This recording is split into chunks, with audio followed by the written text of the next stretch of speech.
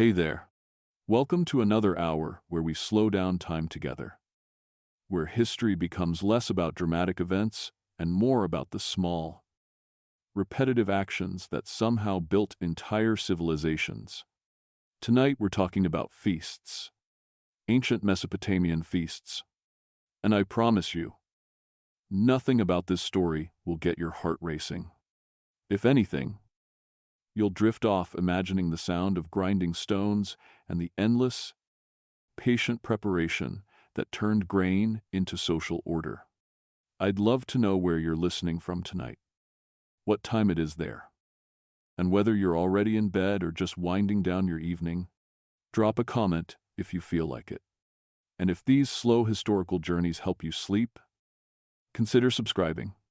We've got so many more tedious, wonderful stories to explore together. So, Mesopotamia. Around 3000 BCE, you're in Uruk, one of the world's first real cities. Not the biggest city by modern standards. Maybe 40,000 people. But 40,000 people living in one place was absolutely unprecedented in human history. For most of human existence, people lived in groups of maybe 100, maybe 200 maximum. Now there are 40,000 of you, all needing to eat every single day. And someone has to figure out how to make that happen. You wake up on the morning before a feast. Not a small family dinner. A communal feast. The temple is hosting. Your entire neighborhood is expected to attend. And by expected, I mean there's really no choice involved. Not attending would be social suicide. So you'll go. Obviously, you'll go. But first, someone has to make the food. Someone has to grind the grain. Someone has to brew the beer. Someone has to organize 40,000 people eating together without everything collapsing into chaos. Let's start with the grinding. Because the grinding is where everything begins. And the grinding is so slow. 3 women sit in a courtyard near your dwelling. They've been sitting there since before dawn, pushing grain between stones. Upper stone, lower stone. Push forward. The barley crushes a little. Pull back. Push again. It crushes a little more. They'll do this for hours. 4 hours of grinding produces enough flour for maybe 20 loaves of bread. This feast needs 200 loaves. Do the math. 40 hours of grinding, spread across multiple women, over multiple days.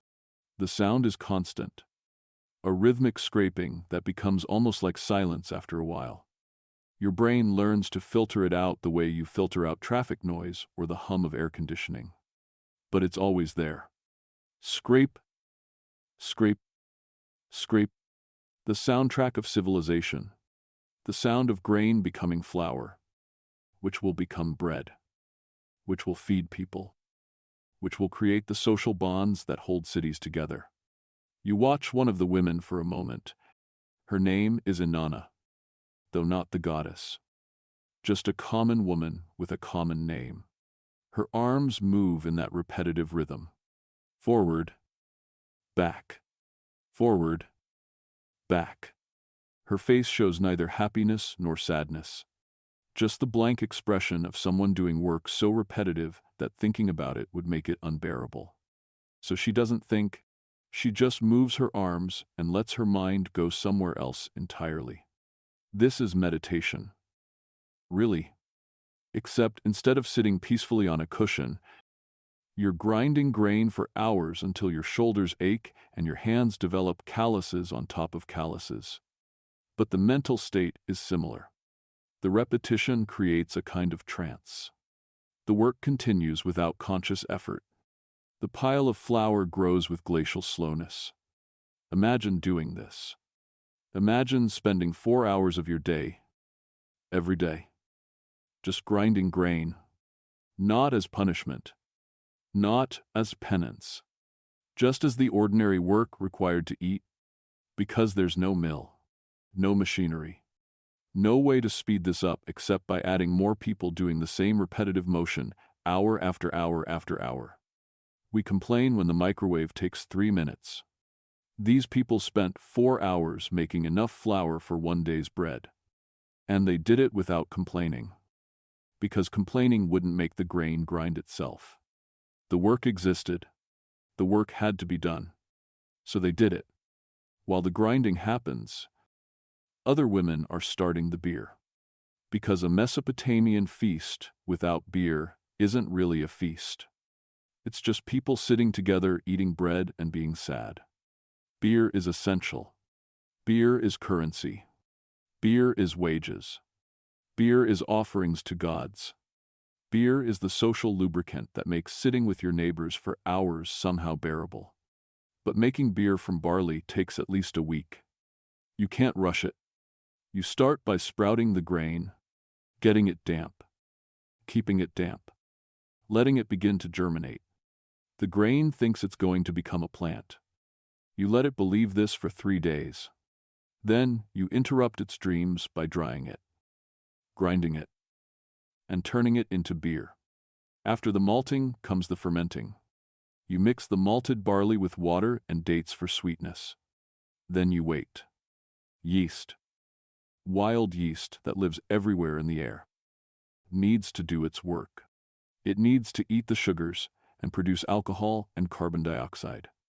This takes 3 to 4 days if you're lucky and the temperature is right.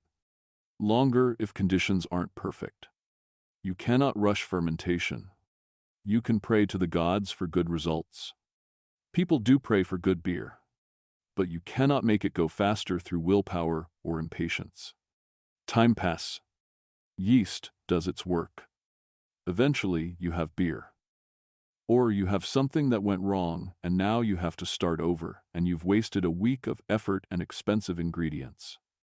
The woman responsible for the beer at this feast is named Ninsun.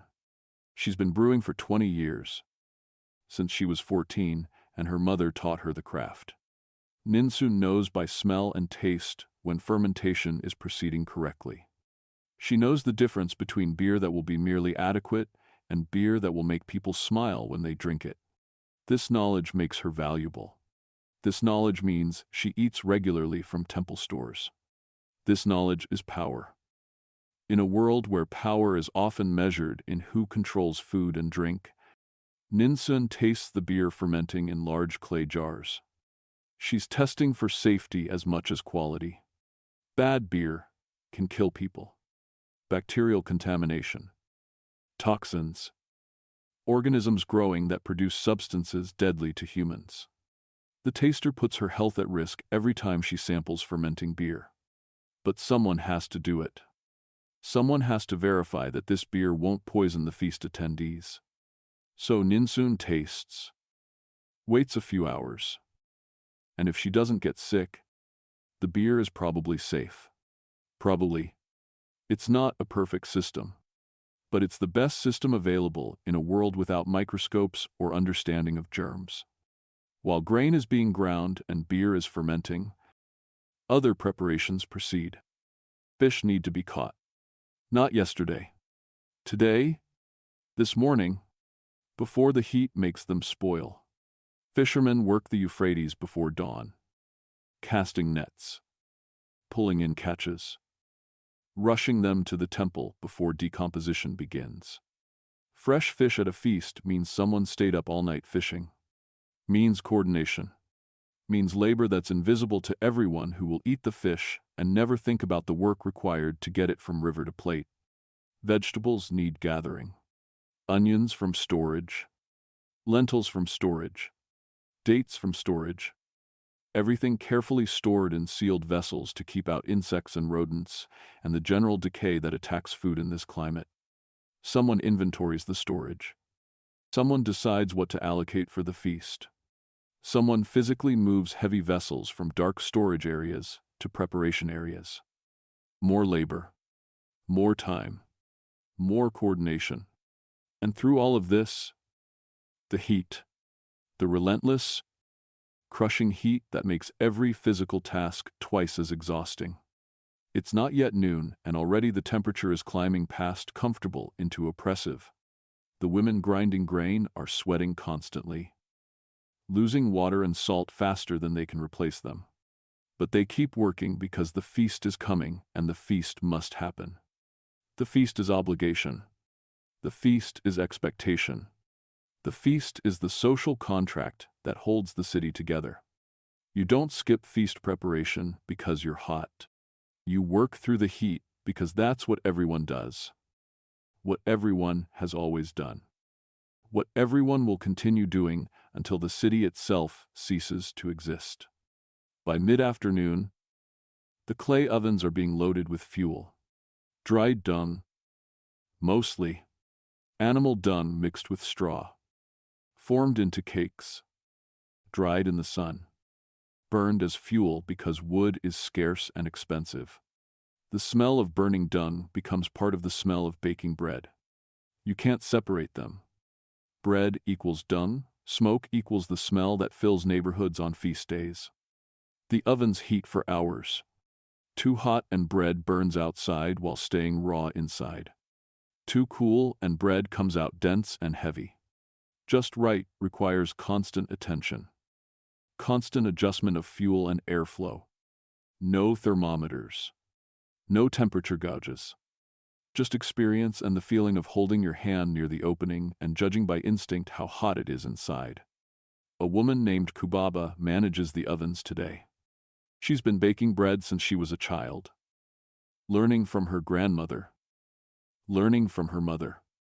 Learning through years of trial and error until she could tell by feeling alone when the oven was ready. Kubaba feeds fuel carefully. Checks heat constantly. Waits for the moment when everything is just right. Then, the bread goes in. Flat loaves. Because raised bread requires techniques these bakers haven't developed yet. The dough is slapped onto the inner walls of the oven where it sticks and bakes. Maybe 10 minutes. Maybe 15 depending on thickness and heat. Then it's done. Golden brown. Aromatic? Ready. One loaf finished. 199 to go. The rhythm becomes meditative. Load bread. Wait. Remove bread. Load more bread. Wait. Remove bread. Over and over. For hours. Kubaba doesn't complain. Doesn't question why she's spending her entire day baking bread for a feast where she'll sit in the back, eat last. Receive the smallest portions. This is her role. This is what she does. The feast happens because she bakes the bread. Everyone knows this. Nobody says it out loud. As the sun finally begins its descent, as the temperature drops from unbearable to merely uncomfortable, the preparation reaches its culmination. Bread is baked, stacked, covered. Beer is tested one final time. Declared ready. Sealed in jars. Fish are preserved in salt to make it through the night. Vegetables are sorted and ready. Everything is prepared. Days of labor by dozens of people have produced the material foundation for a feast that will last a few hours. Hours of eating, of drinking, of social performance. All made possible by this invisible work. This is civilization. This is what cities do. They take the simple act of eating and make it so complicated that it requires professional administrators, specialized workers, detailed planning, and days of preparation. You lie down to sleep that night, knowing tomorrow you'll attend the feast. You'll sit where you're told. You'll eat what you're given. You'll perform the social rituals expected of you. Because everyone does this. Because the alternative is exile, is being cut off from the social networks that make survival possible. As you drift towards sleep, you hear, faintly, the grinding stones.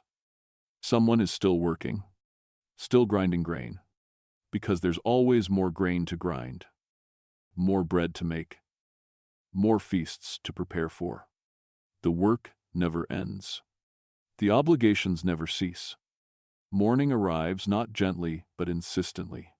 The sun doesn't ease into the sky here. It climbs fast and hot. announcing its presence before you've fully opened your eyes. You've been awake for a while already, lying still, reluctant to begin the day, because beginning the day means attending the feast. You rise because everyone rises. Because staying home isn't an option. The woman who doesn't attend the temple feast, that story would be told and retold until it became your identity, eclipsing everything else about you. So you rise. You dress. You prepare to spend hours performing the social obligations that make urban life possible. The courtyard where the feast will be held is already filling when you arrive. Not because you're late. You're actually early, arriving as the sun is still low. But others are earlier still. The most punctual, the most eager, or perhaps just the most anxious about securing good positions. They're already here, standing in loose groups, making small talk that fills time without requiring actual communication. You take your place. Not just anywhere. There's a geography to this gathering, an invisible map of who stands near whom. Family groups cluster together. Neighbors form loose associations. And carefully, very carefully, people maintain distance from those they're in conflict with. Not obvious distance. That would be insulting. But enough space that they won't be forced into conversation. You watch people arriving. This is seeing social structure made visible through the simple act of people choosing where to stand. The wealthy merchants arrive and immediately command space. Temple officials enter and the crowd parts. Not dramatically, but through dozens of small adjustments as people step back slightly, creating paths without being asked. Children run, briefly, before parents catch them with sharp whispers about appropriate behavior. This isn't a playground. This is serious. This is where reputations are maintained or destroyed. So children are grabbed, corrected, told to stand still and be quiet and watch the adults to learn how proper people behave. The waiting begins. The feast doesn't start when the food is ready. Everyone knows the food is ready. You can smell it. Bread, fish, the yeasty tang of beer being opened. But the feast starts when the appropriate official decides the appropriate moment has arrived. This could be minutes from now. Could be hours. Nobody knows. Everyone waits. This waiting isn't passive. It's active social work. You make eye contact with people you know. Nod acknowledgement. Occasionally exchange a few words. You very carefully don't make eye contact with people you're avoiding. You watch to see who arrives together, who seeks each other out, who maintains distance despite being in the same social circles. A man you know slightly moves closer to you. A merchant who trades in dates and honey, not right next to you. That would be presumptuous, but close enough that conversation is possible. He comments on the weather, which is hot, like it's always hot. You agree that yes, it's hot. This is small talk elevated to art form. You're not talking about weather. You're establishing that you're willing to be seen talking to each other, that you're not enemies, that minimal social relations exist between your families. More people arrive. The courtyard fills. 40, 50, 60 people. Maybe more. The density increases. Personal space shrinks. The excitement of arrival fades into the tedium of waiting. People shift their weight from foot to foot, fan themselves with whatever's available. But nobody complains. Complaining would mark you as impatient, as disrespectful, as someone who prioritizes comfort over communal obligation. So you stand. You sweat. You wait. Finally, movement at the front. A priest emerges from the temple proper, dressed in ceremonial garments, carrying a vessel, the expensive one, the one reserved for ritual use. This is the libation vessel. This is how the feast will begin. Not with eating, but with offering. The crowd quiets immediately. Chattering stops. Parents grab children more firmly. Everyone turns attention to the priest. He stands at the small altar, raises the vessel, and begins to chant. In Sumerian, which is ancient even now, a liturgical language that few people understand conversationally, but everyone recognizes as sacred language. The words wash over you. You don't understand them. Not really. You know this is a hymn to Inanna, goddess of fertility and war, and apparently also feasts. The priest is invoking her, asking her blessing, offering her the first portion. He pours beer from the vessel onto the ground. Expensive beer. Beer that cost 3 days of labor to make. It soaks into the earth in seconds. The goddess has received her portion, or the ground has absorbed beer while everyone pretends. Either way, the ritual is complete. But wait, there's more ritual first. Because of course there is. A priest brings forward a loaf of bread.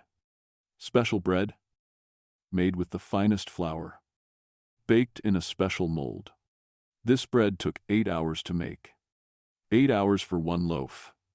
And it's being placed before a statue of Inanna, gold-plated, wearing elaborate jewelry. Everyone bows. You bow. You watch the statue. The statue does not eat the bread. This doesn't surprise anyone. But the ritual requires the offering. The bread will sit there for the duration of the feast. Then later, much later, priests will consume it. Because food offered to gods can't be wasted. The waiting continues. But now with different quality. Now you're waiting not for the feast to begin, but for your turn to eat. Because eating doesn't happen all at once. Eating happens in waves. In carefully orchestrated order. In a sequence that makes visible the entire social hierarchy.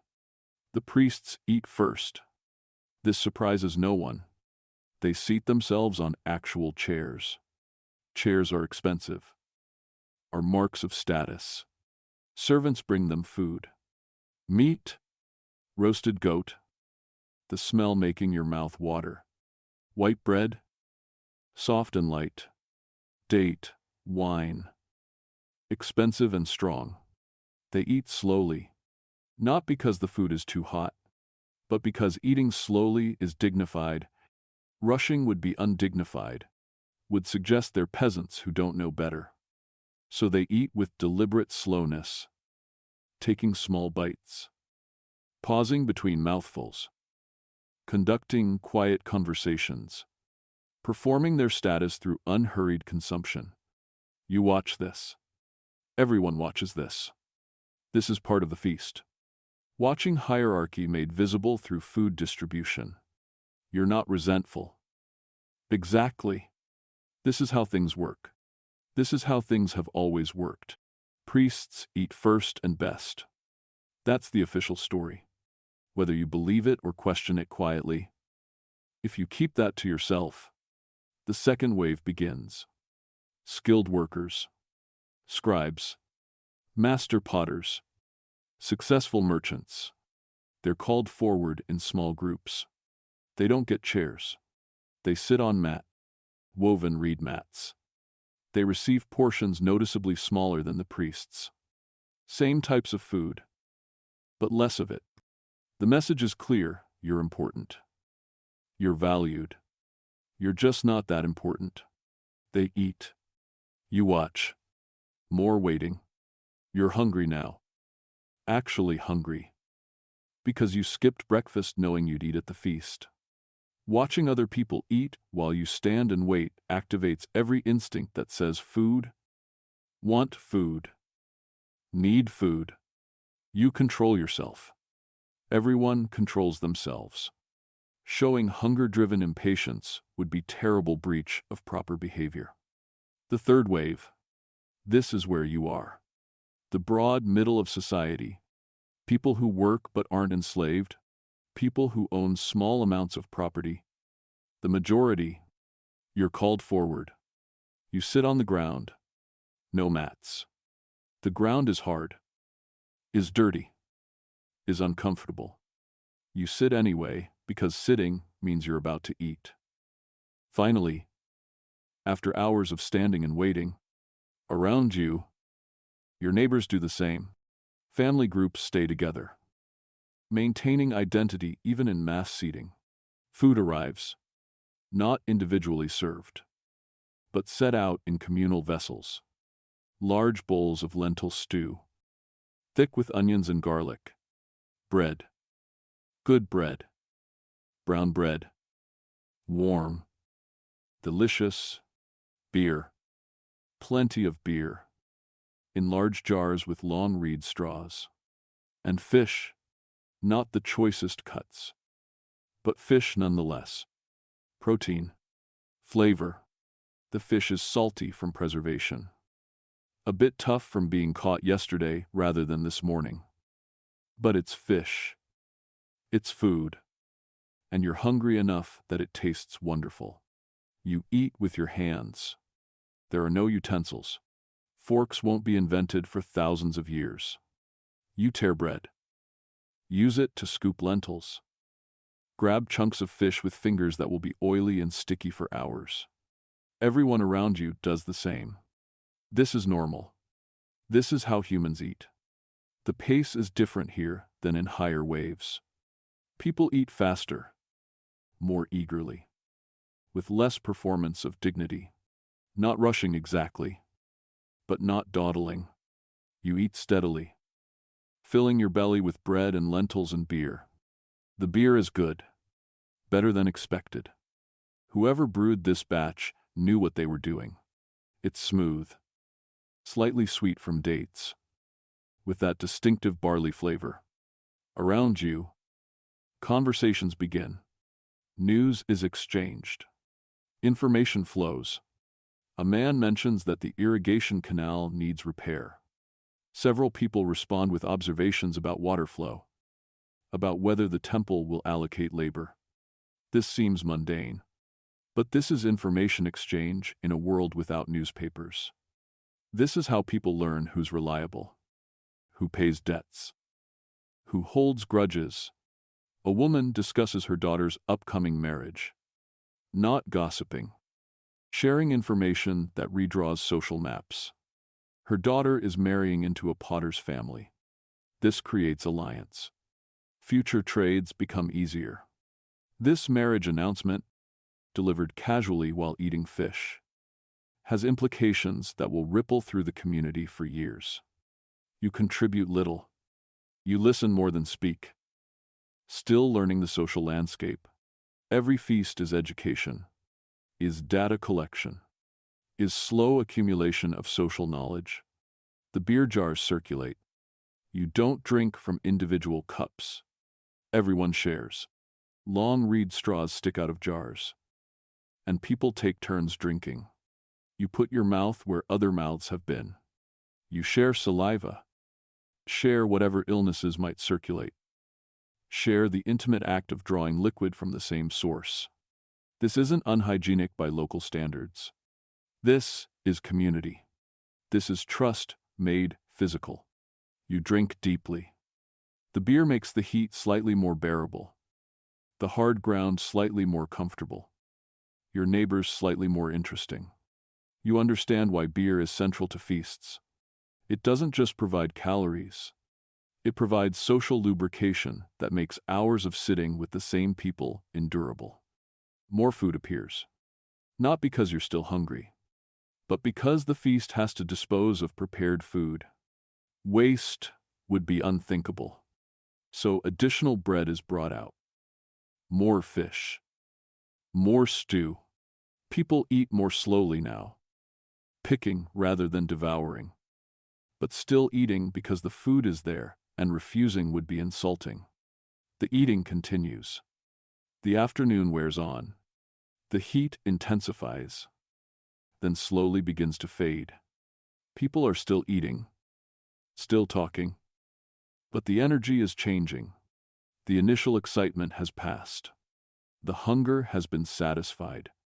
Now it's just the long middle, where you're neither eager to stay nor quite ready to leave. And the appropriateness of departure is determined by hierarchy. Important people will leave first. Their departure signals that the feast is winding down. Only after they've gone can people of your status begin to leave. So you wait. Again? Still. Waiting to arrive. Waiting to start. Waiting to eat. And now waiting for permission to go home.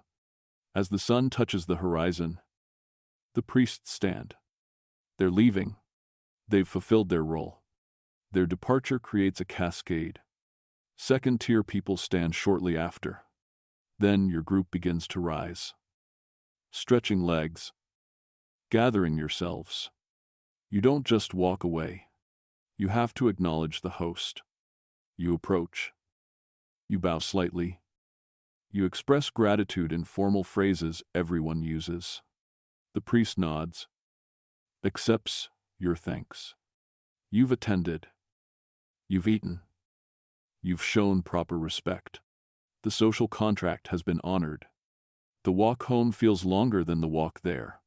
You're full. Almost uncomfortably full. Bloated with bread and lentils and beer. Your fingers are still sticky. Your back aches from sitting on hard ground for hours. You're exhausted from constant social awareness. Constant performance. But you're also satisfied in a way that has nothing to do with food. You've participated. You've been seen participating. You've been recorded as present. For the next few months, you can relax slightly. You've fulfilled this obligation. You've paid this social debt. The evening air is cooler now. Almost pleasant. The city is quieter. People returning to homes. You pass others from the feast. Exchange nods. Maintain connections that were reinforced today. Tomorrow you'll wake, and the memory of fullness will be fading. Tomorrow there will be work. But tonight, you're fed. Tonight, you're connected. Tonight, you're part of something larger than yourself. And in a few months, you'll do it all again. You wake the morning after the feast with a headache. Not terrible, but persistent. A dull ache behind your eyes that reminds you that you drank more beer yesterday than your body typically processes. The beer was good. The beer was plentiful. The beer is now making you regret decisions between the fourth and seventh jar. But this is normal. This is expected consequence of proper feast attendance. If you don't have a mild headache the next morning, you probably didn't drink enough beer to be properly sociable. The city around you is quieter than usual. Other people experiencing similar sensations. Work will happen today because work always happens. But work will happen more slowly, with more breaks, with less enthusiasm. You think about yesterday's feast as you move through morning routines. Not just the eating, but the rituals embedded within eating. The moments when consumption stopped being merely practical and became something else. Something sacred. Something that connected you not just to neighbors but to forces beyond human control. At some point during the feast, eating had stopped being just eating. You're not sure exactly when. The transition was subtle, but you remember becoming aware of it. A priest had stood. The crowd had quieted instantly.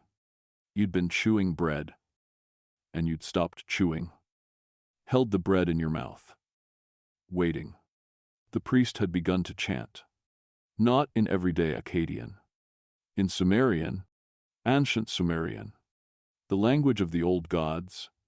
The language that was already ancient when your grandparents were young. Nobody speaks it conversationally anymore, but everyone recognizes it as the tongue of the divine. You didn't understand the words. Not individually. But you understood the context. This was a hymn to Inanna, the great goddess, queen of heaven, mistress of fertility and warfare, and apparently communal feasts. The goddess whose favor determines whether the city prospers or collapses. The priest's voice rose and fell in patterns that felt ancient, that felt rehearsed over centuries.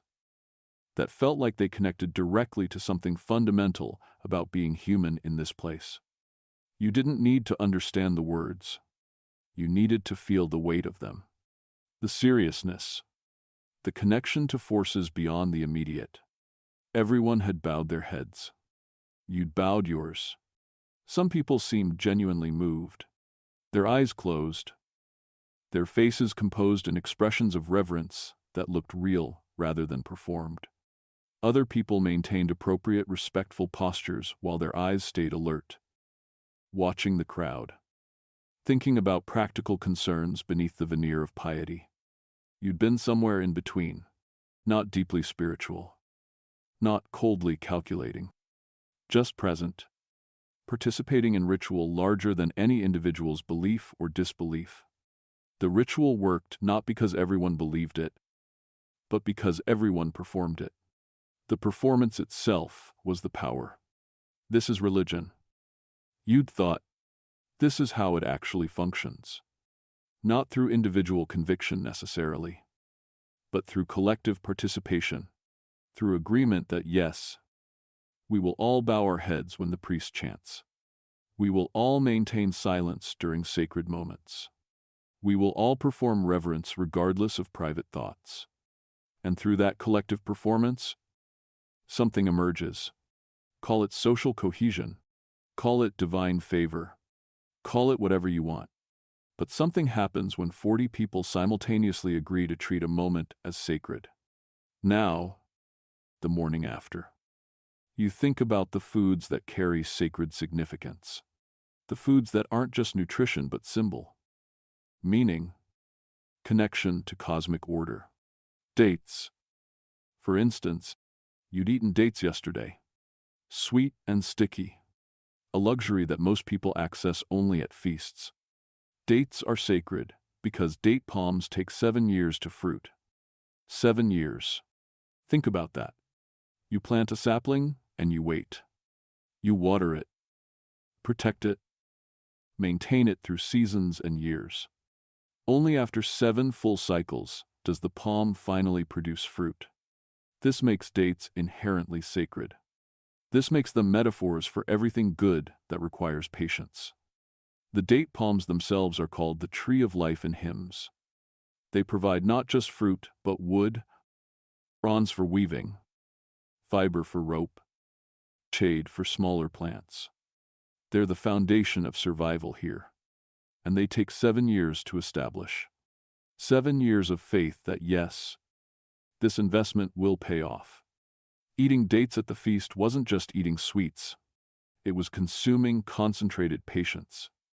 It was participating in a cycle of growth and harvest that spans years. Every date is a prayer to patience. Every bite is acknowledgement that good things come to those who wait. Barley carries sacred weight for different reasons. Barley is fast. Single season. Plant in autumn. Harvest in spring. But barley is sacred because it's the reason cities exist. Barley grows here when wheat won't. Barley tolerates the heat, the salt in soil, the irregular flooding. Barley is reliable. Wheat is better. Everyone agrees. Wheat makes lighter bread. Softer bread, but wheat is picky. Wheat demands conditions Mesopotamia can't consistently provide. So barley it is. Barley bread. Barley beer. Barley as foundation of everything. You're not eating bread when you eat barley bread. You're consuming compressed civilization. You're eating the grain that made cities possible, that allowed 40,000 people to live in one place, that created agricultural surplus, that freed some people to become priests and scribes instead of everyone being farmers. The fish you ate carried its own significance. Fish from the Tigris and Euphrates, the twin rivers that define this land. Fish are abundance made visible. Fish require no planting, no cultivation, no harvest labor. They simply exist in the rivers. Free food for anyone with nets and time. Fresh fish at a feast signals that the host has connections. has access to fishermen willing to wake before dawn, has the labor network to transport fish quickly before heat causes spoilage, has the social capital to ensure delivery on the specific day needed. You're not eating fish. You're consuming political networks. You're ingesting the web of relationships that makes fresh fish appear at the right moment. At some point during the feast, you'd notice priests examining bread, not eating it, examining it. They'd broken loaves in half, studied the interior texture, the way crust had formed, the pattern of air pockets. They'd been reading omens, divination through baked goods, the future revealed in carbohydrates. This practice strikes you as slightly absurd, though you'd never say so aloud. The idea that how bread bakes can reveal cosmic truths seems optimistic. But the priests take it seriously. They examine bread with intense concentration, noting which loaves have good cracks, which are too dense, which baked unevenly. Good cracks mean good fortune. Dense crumb means obstacles ahead. Uneven baking suggests social discord. Perfect bread indicates divine approval. The bread looked fine to you. The bread always looks fine. It's bread. It baked. It's edible. But apparently there are subtleties invisible to untrained eyes. The priests see patterns, meanings, messages from gods embedded in the very structure of bread. Or they claim to. Or they've convinced themselves they do. Or they're maintaining a tradition that gives them interpretive authority over random events, allowing them to frame whatever happens as predicted, foreseen, aligned with cosmic will. The war everyone knows is coming will happen regardless of bread texture, but everyone feels better having consulted the bread, having performed the ritual of seeking divine guidance. The bread prophecy will be ambiguous enough to fit whatever outcome occurs. The prophecy adapts to results. This is how divination maintains credibility despite having no actual predictive power. Throughout the feast, there had been music. You'd barely noticed at first. So focused on social navigation and food and hierarchy. But music had been playing constantly. A lyre player, seated near the priests, playing songs that were probably ancient, probably traditional, probably the same songs played at every feast for generations. The melodies were familiar in that way. Things become familiar through repetition, even if you couldn't hum them accurately. The songs were about gods, about heroes, about proper behavior and cosmic order, about Gilgamesh and his quest for immortality, about Inanna's descent to the underworld, stories told through music, preserved through performance. Nobody was really listening. Everyone was eating, talking, conducting social business. But the music mattered. Its presence mattered.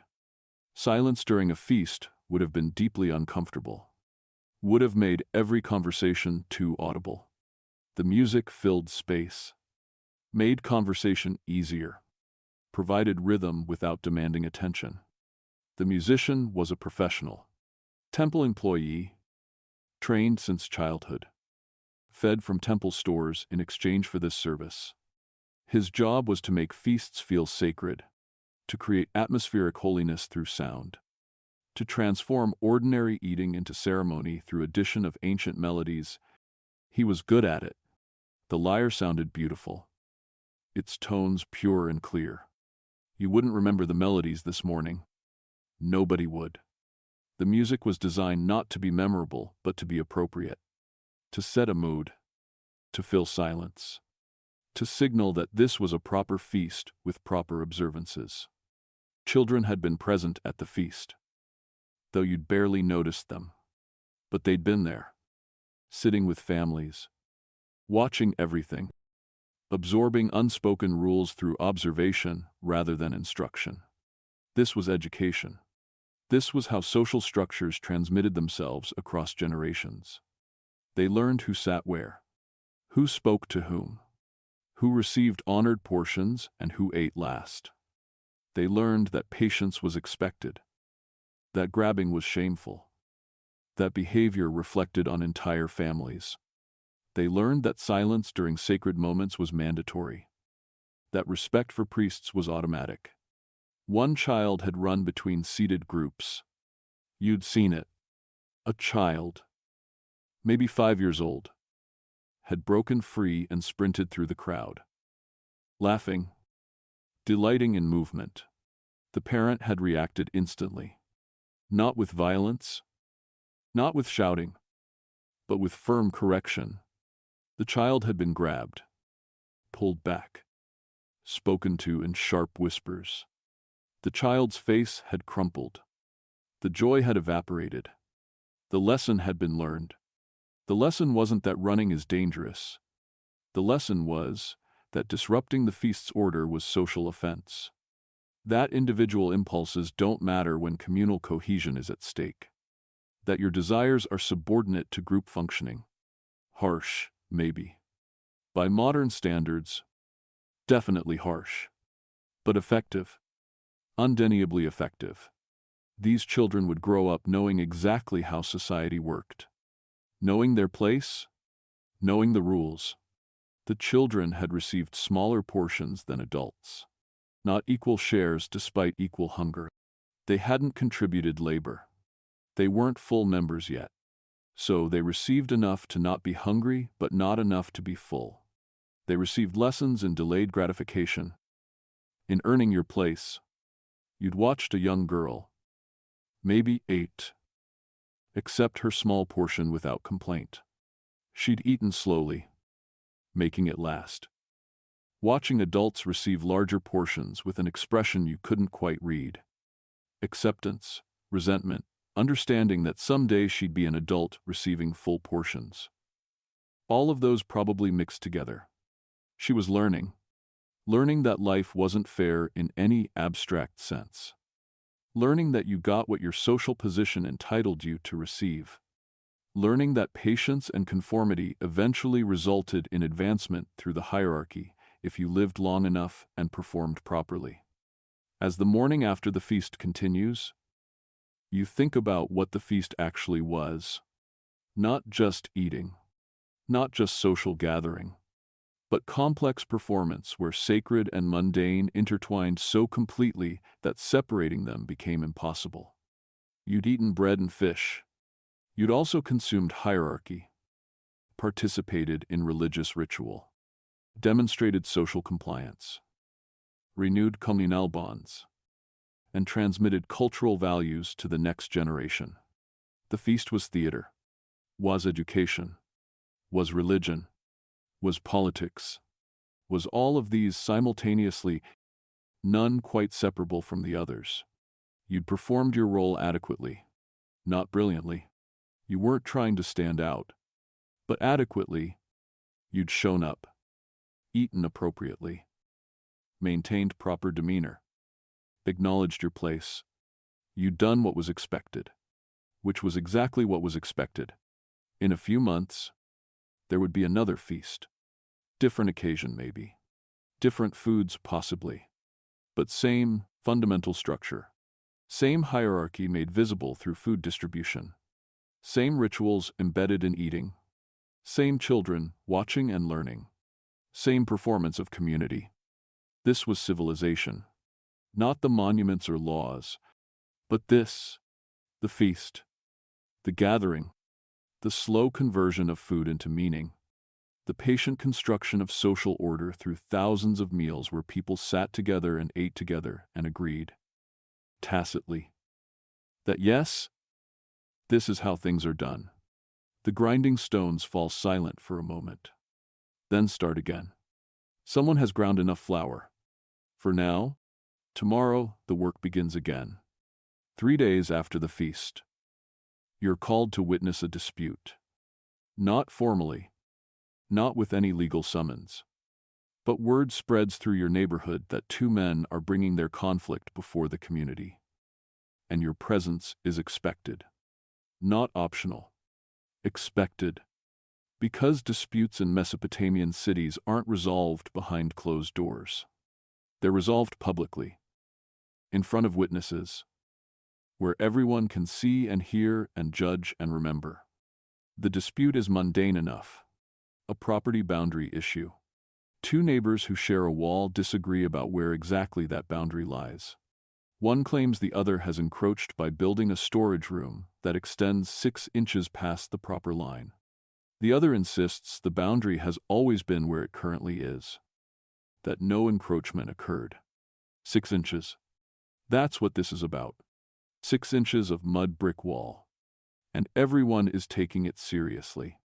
Because property is fundamental. Because boundaries matter. Because if you let one person shift a boundary by 6 inches without challenge, soon everyone's boundaries become negotiable.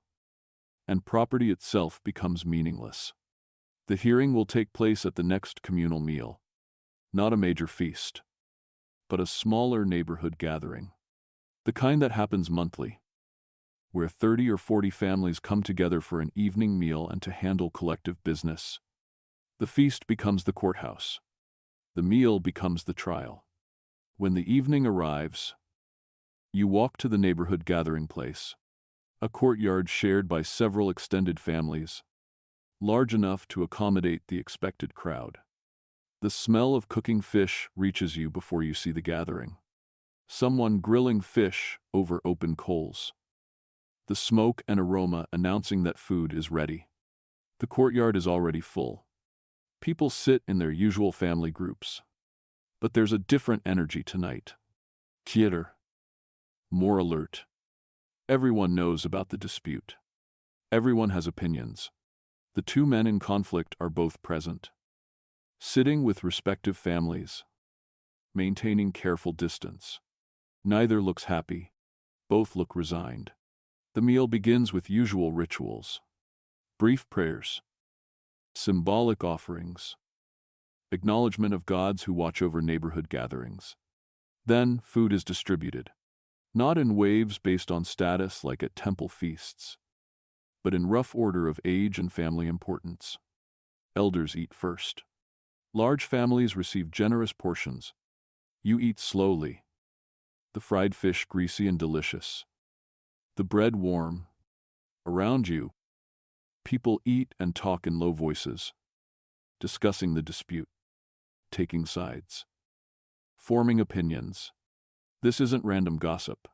This is the community forming consensus before formal proceedings begin.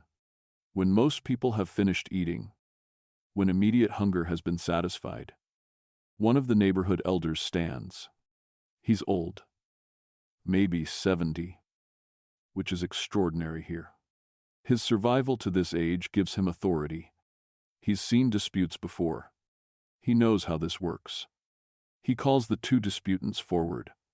They stand, reluctantly, and approach the center. Everyone else forms a rough circle around them, creating an arena. There's no judge in the formal sense, but there are witnesses. Everyone here is a witness, and whatever resolution emerges will carry the weight of community consensus. The elder asks the first man to state his case. The man does so, speaking clearly, trying to control emotion. He explains that he's lived in his compound for 20 years, that the boundary wall has always stood in a specific location. That last month, his neighbor began construction on a storage room. That the new construction extends past the traditional boundary by approximately 6 inches. That he asked his neighbor to correct this. That his neighbor refused. That he now brings the matter before the community. His presentation is simple, factual, designed to make his position seem reasonable and his neighbor's behavior seem unreasonable. He's not yelling. He's not making dramatic accusations. He's just explaining. This is how you present disputes. Calmly, factually, with respect for collective judgment. The second man responds. He tells a different story. He agrees that construction occurred. He agrees that a storage room was built. But he insists the boundary has always been ambiguous, that the exact location has never been formally established, that his construction falls well within what he believes to be his legitimate property. He suggests his neighbor is making trouble over nothing, that 6 inches shouldn't matter, that neighbors should work out minor differences without involving the entire community. The two accounts contradict each other. Both men speak calmly. Both present themselves as reasonable people dealing with an unreasonable neighbor. You watch and listen and realize that truth, in the objective sense of what actually happened, is almost irrelevant. What matters is which story the community finds more convincing. Which man presents himself better? The elder asks if anyone has information relevant to the case. This is when witnesses speak, when neighbors who've observed the situation offer perspectives. Several people respond. An old woman who lives nearby says she remembers when both compounds were first built. Says she's certain the boundary has always been where the first man claims. A younger man supports the second disputant. Says he helped with storage room construction. Says they were careful to stay on the right side. The testimonies contradict each other. The witnesses are describing the same physical reality but interpreting it differently, or remembering differently, or possibly lying to support neighbors they're allied with. You can't tell which. Maybe all simultaneously. Memory is unreliable. Self-interest shapes perception. Social bonds influence testimony. More people speak. Some offer direct observations about the boundary. Others talk about the character of the disputants. He's always been fair. Someone says about the first man, he helped my family during the harvest failure. Someone else says about the second man, the dispute about 6 inches becomes a referendum on entire social standing. Their reputations are being assessed publicly. Their past behaviors weighed. You say nothing. You're too new to have relevant information. Too marginal to have an opinion that matters. But you're expected to be present. Expected to witness. Expected to participate in collective judgment, even if your participation is mostly silent observation. The discussion continues for what feels like hours, but is probably 30 or 40 minutes. People eat while they talk. Beer jars circulating, keeping the atmosphere from becoming too tense. Part trial, part dinner party, part community meeting. Finally, the elders confer among themselves. 3 old men, heads together, speaking in low voices, weighing testimonies, considering characters, calculating what resolution will satisfy the most people and create the least ongoing resentment. The eldest speaks. His judgment is that the boundary should be formally marked in a way that splits the disputed distance. 3 inches each side. Neither man gets everything he wanted. Both men lose something, but the loss is equal. Is fair in the sense that both suffer the same small defeat. The elder explains that neighbors must live beside each other for years, probably for life, and maintaining peace is more important than winning disputes. 3 inches each side. The boundary will be formally marked with stones set in ground where everyone can see them. The decision is made. Both men nod acceptance. Neither looks happy, but both understand that fighting the judgment would be worse than accepting it, would mark them as troublemakers. They agree to the boundary marking. They agree to split the cost of stones. They agree. Basically, because the alternative is social death. The gathering applauds lightly, not celebrating victory but acknowledging that resolution has been reached, that the process worked, that the community successfully negotiated conflict without violence, without permanent rupture. This is success, not because justice was perfectly achieved, but because peace was preserved. The meal continues. People eat more fish, drink more beer, discuss other matters. The dispute fades into general noise of community life. In a few days, the boundary stones will be set. In a few months, most people will forget the specifics. But the memory that disputes can be resolved through communal meals, through public discussion, through collective judgment. that memory remains. Later in the evening, you observe another kind of negotiation. Two families sitting near each other. Not by accident. They're discussing marriage. Not formally. Not yet. But exploring possibilities. The families have a son and a daughter of appropriate ages. Compatible in status and resources. A marriage would benefit both sides. Creating alliance. Pooling resources. Establishing kinship. Where previously there was only neighborly connection. The discussion happens in low voices. Casual seeming. Embedded in general socializing. But everyone nearby is aware. Everyone watches peripherally while pretending not to.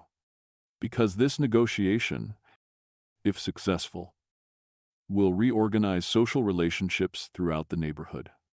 The families are assessing each other. Not just wealth. Though wealth matters, they're evaluating behavior. How does this family conduct itself at gatherings? Are they generous? Do they honor obligations? How do they treat lower status neighbors? Do they drink too much and become problems? Are they reliable? You watch the parents watching each other while they eat. The conversation is about farming, about irrigation schedules, about mundane topics. But underneath the surface talk, evaluation is happening. Both sides are performing competence. Demonstrating worthiness, showing that their family would be a good addition to the other family's social network.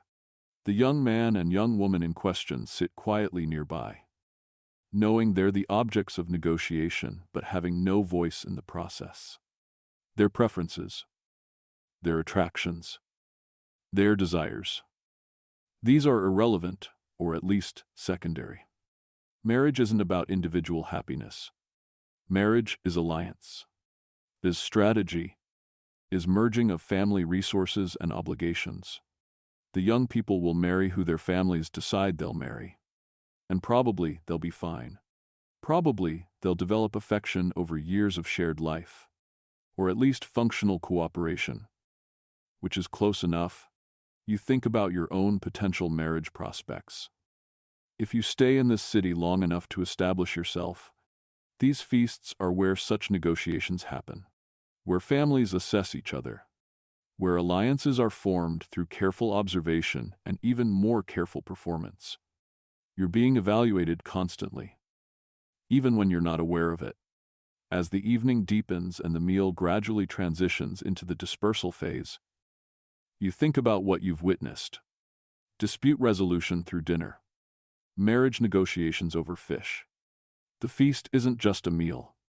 The feast is the operating system of urban society. The platform where all the important business of collective life gets conducted. Court systems exist. Formal procedures with judges and written codes. But those are for serious crimes. For everyday disputes, for the constant small conflicts that arise when 40,000 people live together. The feast serves as courthouse. The meal serves as legal procedure. Community consensus serves as verdict. This system works because everyone knows they'll face judgment eventually. Everyone knows their behavior is being observed. Everyone knows that today's witness might be tomorrow's disputant. You walk home through darkening streets. The evening was exhausting in that particular way, that social obligations are exhausting. Your mind is tired from constant awareness, constant performance, constant navigation of social complexity. But you're also satisfied. You witnessed justice. Of a sort. You saw community functioning. You observed the mechanisms that hold a neighborhood together, that prevent every boundary dispute from escalating into violence. In a few months, there will be another gathering. Maybe you'll have a dispute to bring forward. Maybe you'll be a witness. Maybe you'll be one of the families being evaluated as potential marriage allies. You'll participate in the feast, in the meal, in the ongoing social performance. The cycle continues. The feast happens. The judgments are made. The marriages are negotiated. The obligations accumulate.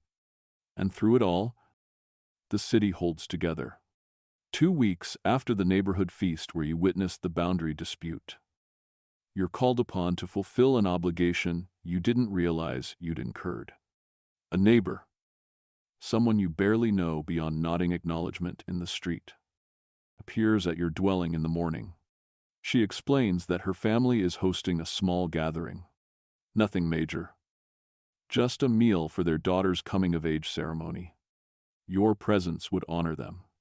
Your attendance would be appreciated. This is not an invitation. This is a summons. This is the obligation economy in action. You attended the neighborhood feast 2 weeks ago. You ate food provided by the collective. You witnessed the dispute resolution. You participated in communal life. And now participation demands reciprocation. You must attend this family's gathering. Must witness their ceremony. Must eat their food, and thereby acknowledge your ongoing membership in the social network. You agree. Of course. There's no other acceptable response. Refusing would mark you as antisocial, as someone who takes from the community without giving back. So you smile, you express gratitude for the invitation that isn't really an invitation, and you promise to attend. The woman nods, satisfied, and moves on to notify the next household on her list. This is how it works. This is the aftermath of every feast. The obligations created don't disappear when the meal ends. They ripple outward, creating networks of debt and duty that can be called in at any time, that accumulate over years, that eventually become so complex that nobody can fully track who owes what to whom. You just know that participating in community meals creates obligations, and those obligations must be honored. You spend the day thinking about these obligations, about the invisible web of social debt you've been accumulating. Every feast attended is debt incurred. Every shared meal is investment in social capital that may or may not pay dividends later. You're building a reputation, slowly, through attendance and appropriate behavior. But you're also becoming entangled in networks you don't fully understand. This is the price of civilization. This is what it costs to be part of a community. Your time is no longer fully your own. Your calendar is determined partly by your needs and partly by social obligations that others can invoke. You attend because you must attend. You participate because participation is mandatory. The evening of the coming-of-age feast arrives. You walk through streets now familiar, toward a family compound you've never entered. The smell of cooking food guides you. Lamb. You think someone is roasting lamb, which is expensive, which signals that this family is spending considerable resources on their daughter's ceremony. The gathering is smaller than the neighborhood feast, maybe 20 families, perhaps 30 people total. Intimate by feast standards, though still large enough to be public, to have witnesses, to create the sense of communal participation that validates the ceremony. The daughter being honored stands near her mother, looking uncomfortable in ceremonial clothing, probably wishing this would be over quickly, but understanding that suffering through public attention is part of becoming an adult. She's 13, which makes her an adult by local standards. Old enough to marry, to work full adult labor, to participate in decision-making. The ceremony marks this transition, makes it public, creates witnesses. Food is distributed. The lamb is indeed lamb, roasted carefully, seasoned with expensive herbs. The family is demonstrating their resources, showing they can afford quality food, sending signals about their status and their daughter's marriage prospects. This isn't just feeding people. This is advertising. You eat slowly, the lamb tender and flavorful, better than anything you've eaten in weeks. The family's investment in this meal is substantial, probably represents savings accumulated over months. They're buying something with this meal, buying reputation, buying status, buying the obligation that everyone here now owes them. The girl's father stands and speaks. Not long. Speeches at these gatherings are brief. He thanks everyone for attending. He expresses hope that his daughter will grow into a respected woman, will marry well, will bring honor to her family. He asks the community to witness that his daughter is now an adult, to remember this moment, to treat her accordingly. Everyone murmurs approval. Everyone eats. The ceremony is complete. A girl has become a woman through the simple act of declaring it so, in front of witnesses, while providing lamb and bread and beer. The biological reality is irrelevant. What matters is the social recognition, the public acknowledgement, the collective agreement.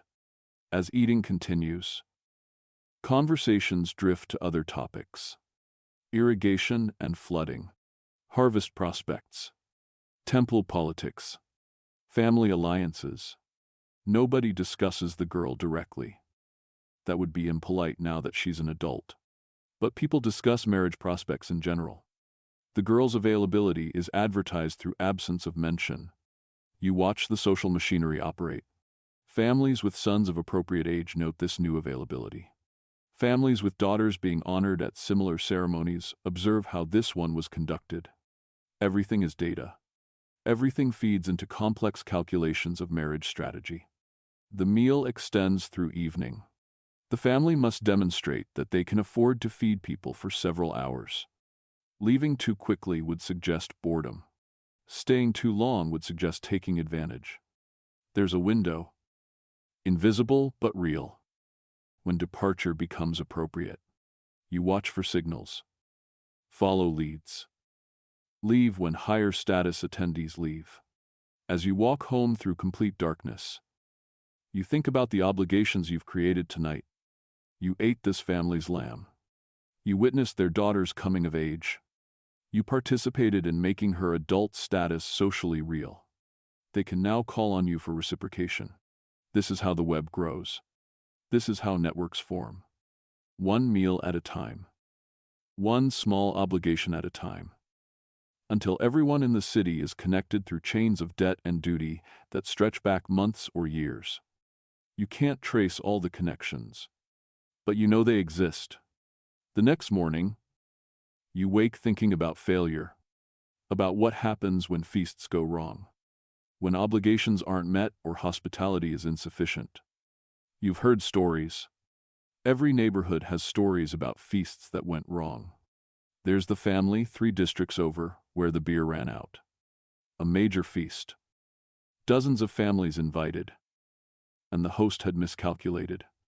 Halfway through the evening, the beer supply was exhausted. People went home thirsty, insulted, angry. That was 10 years ago. People still talk about it. That family never recovered. Their children have difficulty finding marriage partners. They're excluded from important gatherings. One failed feast destroyed their social standing for a generation. Or the merchant who served spoiled fish. Not intentionally. Something had gone wrong with preservation. Half the guests became violently ill. Nobody died. But the reputation damage was catastrophic. Nobody trusts his hospitality now. His business has suffered accordingly. These stories circulate as warnings, as reminders that feasts are serious business, that stakes are high, that failure isn't just embarrassing, but potentially catastrophic. You prepare for feasts with genuine anxiety, knowing that your entire social standing rides on having enough food, on the beer being good, on nothing spoiling. This is why feast preparation takes days. Why people obsess over details. Why quality control is paranoid and excessive. Because the cost of failure is too high. Because one bad feast can erase years of careful reputation building. You think about your own eventual feast. Whenever that might be. You'll need to host eventually. Reciprocity demands it. All these meals you're attending, all these obligations you're incurring, they'll need to be repaid. This thought creates anxiety. How will you afford it? How will you calculate quantities correctly? How will you avoid becoming one of those cautionary tales? But you also think about what survives. About elements of Mesopotamian feast culture that will persist long after this civilization collapses. The communal meal as social technology, as platform for conducting civic business, as mechanism for creating obligations. This survives. Church potlucks, where community members bring dishes, where social bonds are reinforced through eating together. These are Mesopotamian feasts, stripped of explicit religious ritual but maintaining the same social function. Thanksgiving dinners where extended families gather, where hierarchies are performed through seating arrangements, where younger generations watch and learn, where hosts take on enormous stress, obsessing over having enough food, knowing that failure will be remembered. This is Mesopotamian feast anxiety transported thousands of years into the future. Company picnics and office parties where attendance is technically optional but actually mandatory, where not attending marks you as antisocial and damages career prospects. These are feast obligations in corporate form. Neighborhood barbecues where residents gather, where the quality of your contribution gets noticed and remembered, where disputes get addressed informally, where alliances form. Mesopotamian neighborhood feasts. Renamed but not fundamentally changed. The Mesopotamians didn't invent communal eating. Humans have been eating together since before humans were humans. But the Mesopotamians turned it into system. They bureaucratized it. They created formal structures around the informal practice of sharing food. They made the invisible visible through record-keeping, through religious ritual, through deliberate construction of obligation networks. They understood something that modern culture has partly forgotten and partly denies. That every meal shared creates obligation. That hospitality is never free. That eating together is a form of contract. Modern culture pretends that dinner invitations are casual, that declining is no big deal, that attendance creates no obligation beyond maybe bringing wine. But underneath the polite fictions, the old mechanisms still operate. The Mesopotamians were just more honest about it. They wrote it down. They kept records. They made explicit what modern culture leaves implicit. You ate my food. You owe me. I attended your feast. You'll attend mine. We're bound together through shared meals, through witnessed participation, through accumulation of obligations. As weeks pass and you attend more gatherings, you settle into the rhythm of urban feast culture. You learn to read the social signals. You learn which families are allied, who's feuding with whom, where the power centers are. You learn by watching, by listening, by participating in the endless cycle of shared meals that constitute social life. The feasts blend together in memory.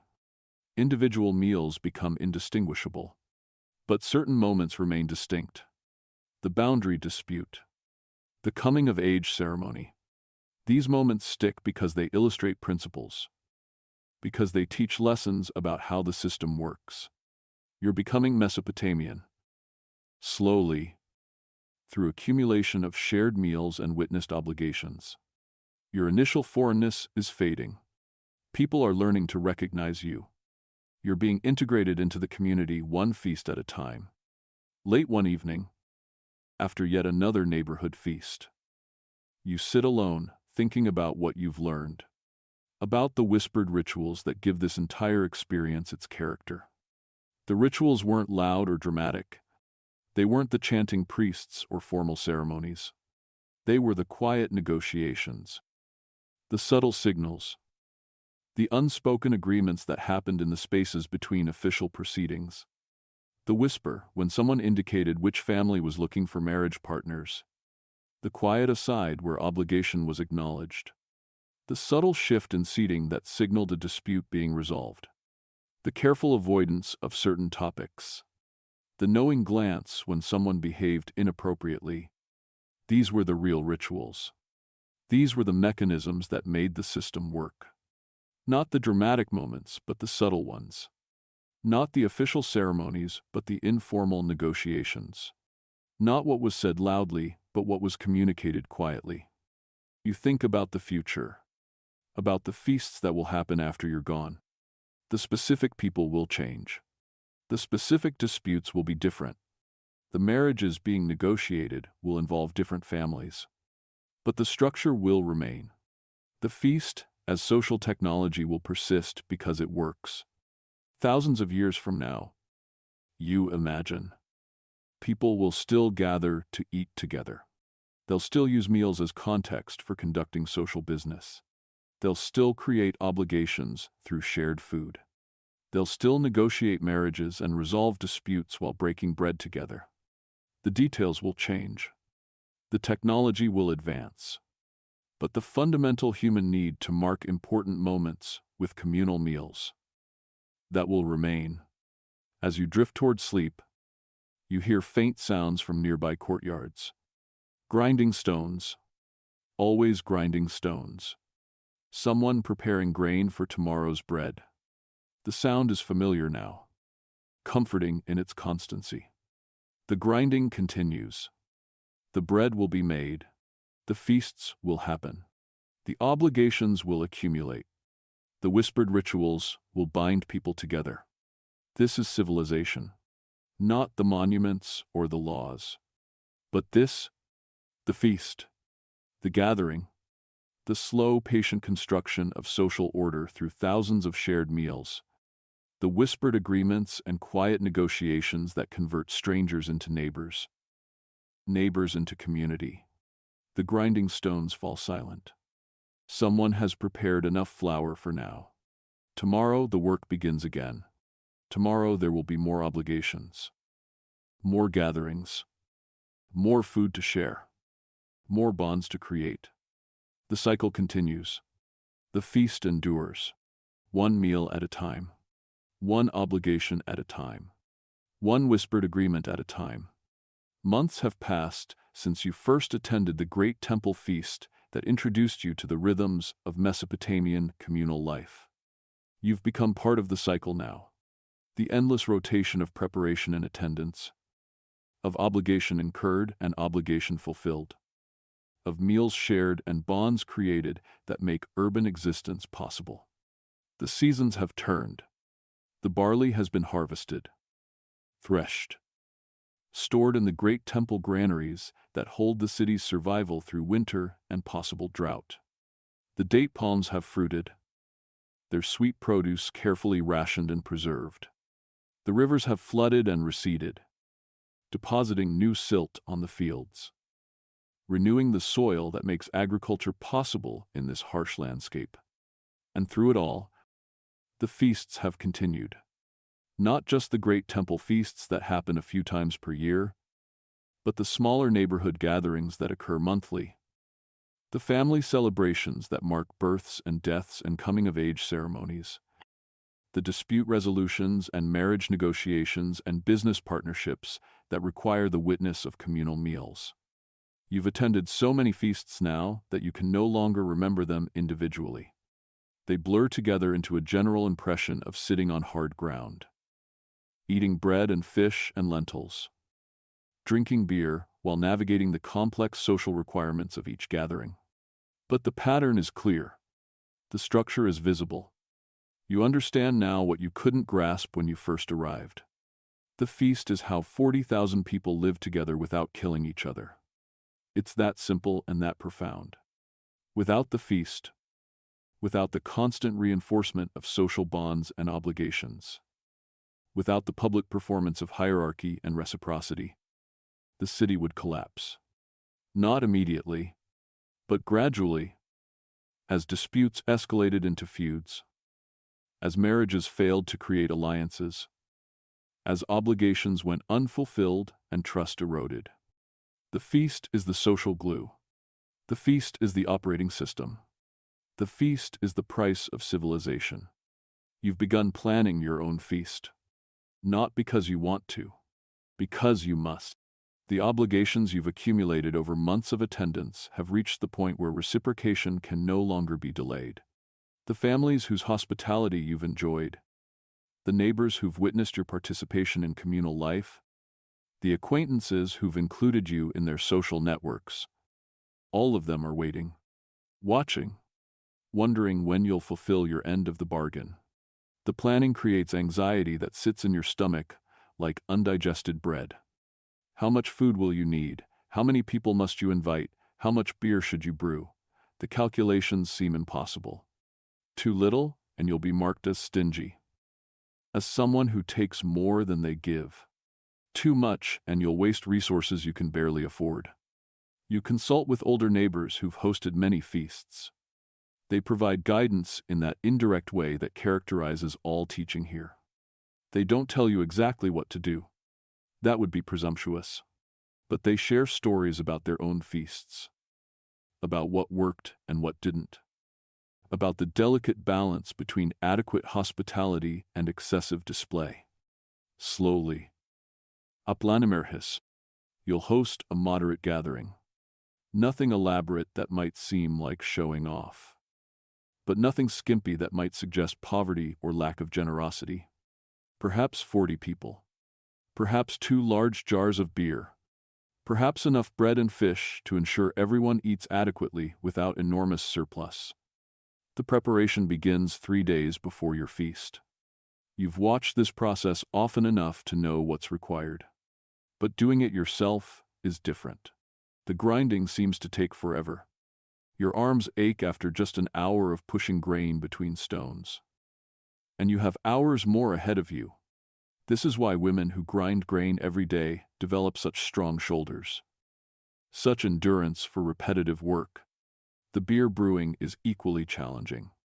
You started the process a week ago, following the instructions of Ninsun, who agreed to advise you in exchange for a small portion of your grain stores. The fermenting jars sit in a cool corner of your dwelling, bubbling gently, transforming barley and dates into the liquid that will make or break your feast. Every few hours you check the beer, tasting it nervously, trying to distinguish between good fermentation and the beginnings of spoilage that would turn your entire batch toxic. The responsibility is terrifying. One mistake and you could poison your guests, destroy your reputation, end your social integration into this community you've worked so hard to join. But the beer tastes good, slightly sweet from the dates, with that distinctive barley flavor that everyone here finds comforting. Ninsun samples it and nods approval. You've done well. The beer will be adequate. Not the best beer anyone's tasted, but acceptable for a first-time host still learning the craft. The day of your feast arrives. You're awake before dawn, unable to sleep from anxiety. The bread needs to be baked. The fish needs to be collected from the fishermen who've agreed to supply you. The courtyard you've borrowed from a neighbor needs to be cleaned and arranged.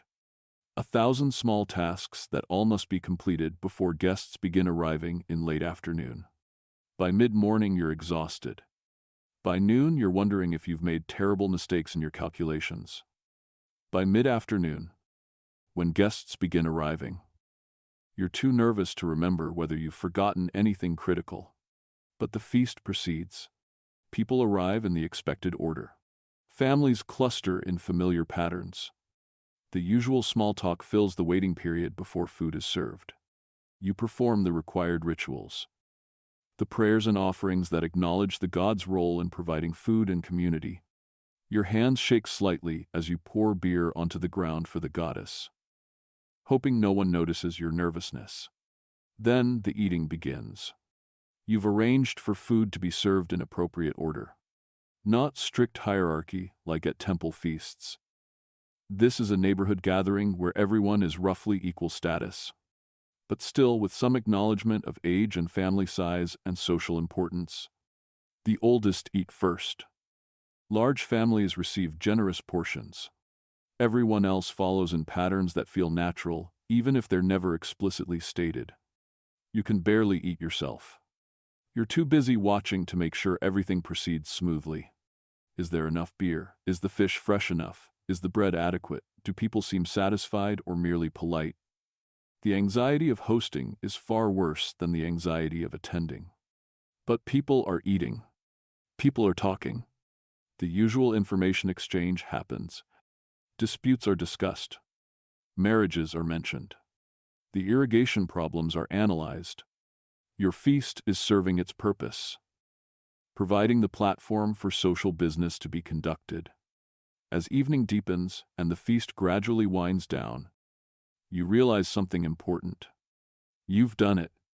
You've fulfilled your obligations.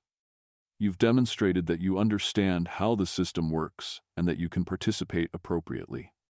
You're no longer a newcomer. You're a member of the community, proven through the most fundamental test, the ability to host a feast that meets expectations. People thank you as they leave. Not effusively. That would be excessive.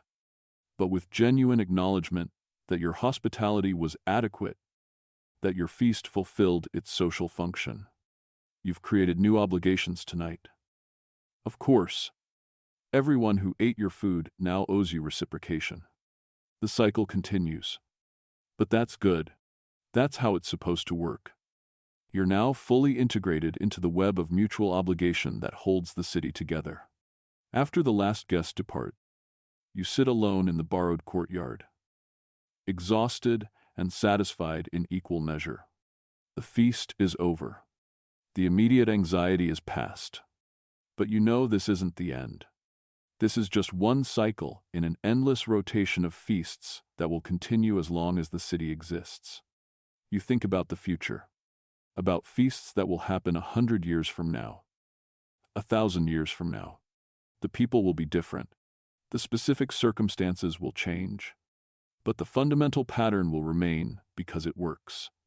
Because humans need this structure, need these repeated performances of community and obligation, need the concrete experience of sitting together and eating together to maintain the abstract bonds that make civilization possible. The grinding stones start up somewhere in the distance. Someone preparing grain for tomorrow's bread. The sound that has become the soundtrack of your life here. Constant, rhythmic, endless. The sound of civilization maintaining itself through repetitive labor that produces the food that creates the feasts that generate the obligations that hold everything together. You stand slowly, your body aching from the day's exertions. Tomorrow you'll clean up the remnants of the feast. Tomorrow you'll return borrowed vessels and thank neighbors who helped with preparation. Tomorrow you'll begin the slow process of waiting for the next feast you're expected to attend. The next obligation you must fulfill. The next performance in the endless social theater that urban life requires. But tonight, you're satisfied.